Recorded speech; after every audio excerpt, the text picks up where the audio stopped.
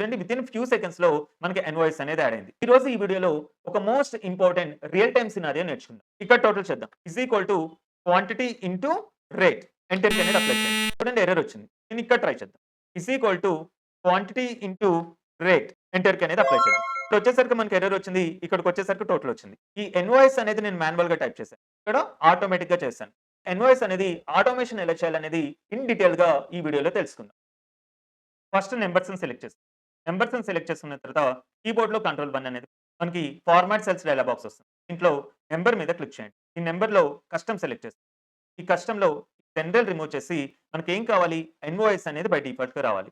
First 0 ఇవ్వండి. 0 తర్వాత invoice అనేది నేను కొటేషన్స్‌లో అప్లై చేసి ఓకే బటన్ మీద క్లిక్ చేస్తున్నాను. వితిన్ ఫ్యూ సెకండ్స్‌లో మనకి ఇన్వాయిస్ అనేది యాడ్ అయింది. బట్ మన రియల్ టైమ్ ప్రాబ్లమ్ ఏంటి? Is equal to quantity into rate. ఎంటర్‌కి అనేది అప్లై చేయండి. రిజల్ట్ వచ్చింది. డబుల్ క్లిక్ చేయండి ఆటోమేటిక్‌గా టోటల్ వచ్చేస్తుంది.